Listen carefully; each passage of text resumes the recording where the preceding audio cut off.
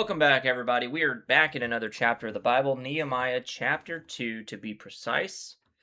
And this chapter's question, I suppose, is how are you supposed to build a city when everybody's giving you the side eye? I don't know, but we're going to find out. That's what I know. Nehemiah chapter 2, where God proves once again that prayer plus courage plus strategic planning, well, that beats fear, haters, and government bureaucracy. Can't even say that word, that's tough.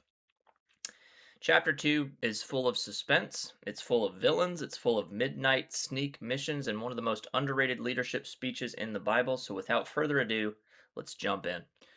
Alright, so if you remember from the end of chapter 1, Nehemiah is King Artaxerxes' cupbearer. He's the royal cupbearer who gives the wine. He makes sure that the king is not being poisoned via his wine. So it's a huge deal for him to be the cupbearer. His job is literally, don't let anyone poison the king, ever. But Nehemiah, he is visibly upset, or he's visibly sad. And that's a little bit dangerous for the cupbearer to look like this. So the king, he notices this and he's like, dude, you good? You alright? Anything I need to be concerned about here? This is what the king says. In verse 2, he says, why are you looking so sad? You don't look sick to me. You must be deeply troubled. In verse 3, Nehemiah replies, long live the king. How can I not be sad? For the city where my ancestors are buried is in ruins, and the gates have been destroyed by fire. That's totally justifiable, right? It's a good reason to be sad, but he steps out in faith and he explains the heartbreak over Jerusalem's ruin. So the king, he asks Nehemiah, is there anything I can do to help? In verse 4, he says, well, how can I help you? And Nehemiah says, with a prayer to the God of heaven, I replied, if it please the king, and if you are pleased with me, your servant, send me to Judah to rebuild the city where my ancestors are buried. It's one of the most powerful one-liners in Scripture. There's not a long prayer. There's no fasting retreat. This is just a prayer burst, if you will. Lord, help me before I ruin my life type of a prayer. And it works. The king not only says yes, he says, how long do you need? What supplies do you want? Do you want letters? Do you want a military escort? How can I help? Nehemiah sums it up in one verse, verse 8. He says, and please give me a letter addressed to Asaph, the manager of the king's forest, instructing him to give me timber. I will need it to make beams for the gates of the temple fortress, for the city walls, and for a house for myself.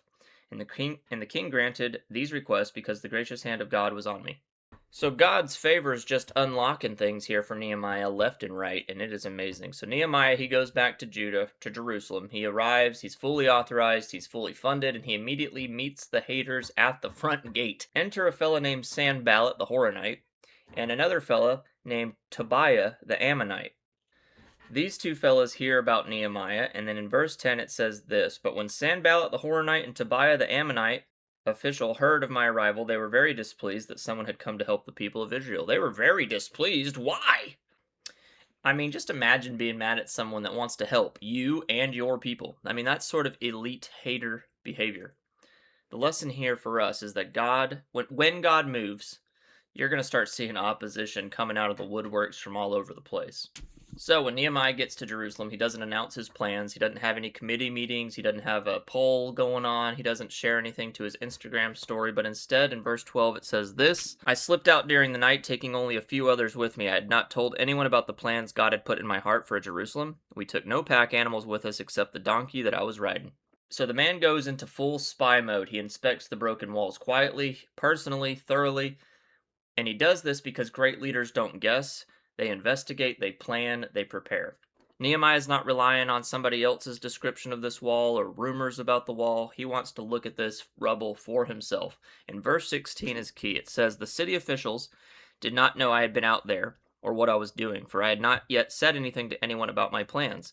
I had not yet spoken to the Jewish leaders, the priests, the nobles, the officials, or anyone else in the administration. So he's keeping this on the hush-hush, on the down low right now. He doesn't want anybody else to know. But now that he does have a good understanding of the situation, he gathers the people, he delivers a masterclass speech. In verse 17, it says this, but now I said to them, you know very well what trouble we are in. Jerusalem lies in ruins, and its gates have been destroyed by fire. Let us rebuild the wall of Jerusalem and end this disgrace.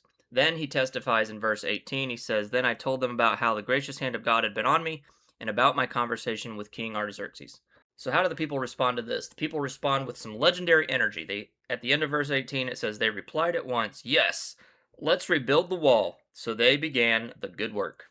So you didn't think Sanballat and Tobiah were going to just go off and disappear into the night, did you? No, these two haters here, they return, and this time they do it with mockery. In verse 19 it says, "But when Sanballat, Tobiah, and Geshem the Arab heard of our plan, they scoffed contemptuously. Contemptuously? What are you doing? Are you rebelling against the king?" they asked. They accuse, they ridicule, they try to intimidate. Nehemiah is not going to argue with them. He's not going to engage with them. He's not trying to clap back at their burns or whatever. He responds with one of the coldest lines in Scripture. It's verse 20, and it says, "The God of heaven will help us to succeed. We, his servants, will start rebuilding this wall, but you have no share, no legal right, or historic claim in Jerusalem." I mean, I don't have a mic to drop, but that's the moment right there. That's where you drop the mic. Confidence, clarity, no debate. Get 'em, Nehemiah. All right, that is the end of chapter 2. So, what are the takeaways I have for you? No, I'm just sorry. Bars for days. All right, what are the takeaways we can learn from this today from chapter 2? I think the first thing that's important to call out here is that we should pray first, even if things appear fast, even if things appear messy. Our first move should always be to go to the Lord in prayer. Nehemiah didn't have time for a formal prayer, but he had time for faith. God honors prayers when they're whispered under pressure just as much as prayers that are spoken in peacetime. The second thing that's important to call out here is that God's favor often comes through other people, even people that might be an unlikely source. God used this pagan king, King Artaxerxes, to fund the holy mission of rebuilding the walls or rebuilding the city of Jerusalem. Don't limit God to your expectation of who he will and will not use. Ask God to open an unexpected door today and just be ready to walk through it confidently. Now, this one's a little bit more broad, but I think when we're dealing with a stressful situation, we should inspect before we announce our plans. Nehemiah, he studied the damage himself, he studied the damage privately before sharing his vision publicly. Wisdom often works quietly before it works loudly, so take time today to assess one broken area of your life and do it honestly.